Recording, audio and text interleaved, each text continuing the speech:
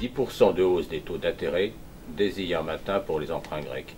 C'est le résultat le plus simple et le plus clair de la rupture des négociations au niveau de l'Eurogroupe avec la Grèce pour un étalement de sa dette.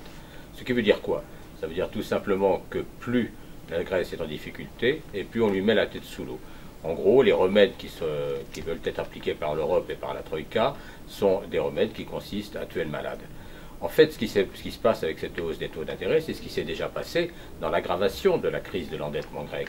Ils sont passés de 115% à 175% d'endettement par rapport au PIB, avec des taux d'intérêt qui, à certains moments, sont montés jusqu'à 18%. Dans ces conditions-là, la Grèce ne peut absolument pas s'en sortir.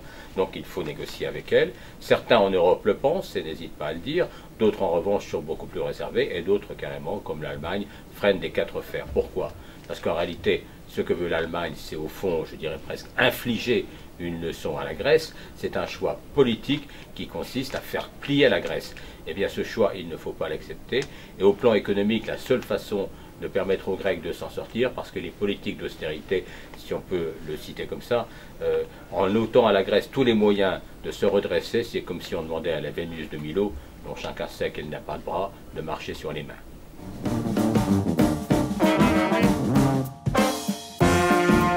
Je ne sais pas ce que faisait Mme Capdevielle, Colette Capdevielle, qui est députée socialiste des Pyrénées-Atlantiques avant d'être députée. Bref, toujours est-il qu'elle est favorable à l'extension du travail du dimanche et que du coup, trouvant que les débats étaient un peu longs à l'Assemblée, elle a eu cette phrase quand même très en colère, très remontée, elle en avait vraiment assez. J'en ai assez, donc, a-t-elle fini par dire, qu'on vienne me dire ce que je dois faire le dimanche. Parce qu'autrement dit, en défendant le repos dominical, on vient lui dire ce qu'elle doit faire le dimanche, c'est-à-dire qu'elle doit se reposer, elle doit rester chez elle, faire la grasse matinée, faire du sport, aller à la messe si elle veut. Non, non, là, on la contraint, on l'oblige.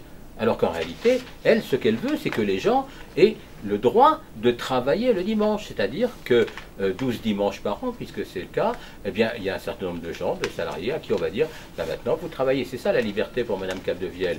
On sait que, bien sûr, on dit que ce sera sur la base du volontariat.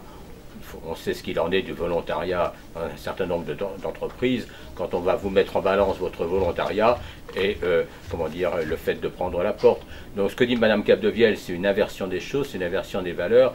Et franchement, on peut se demander qu'est-ce qui se passe dans la tête d'un certain nombre d'élus socialistes pour que des gens de gauche, puisqu'a priori ils le sont, en arrivent à de tels raisonnements de droite.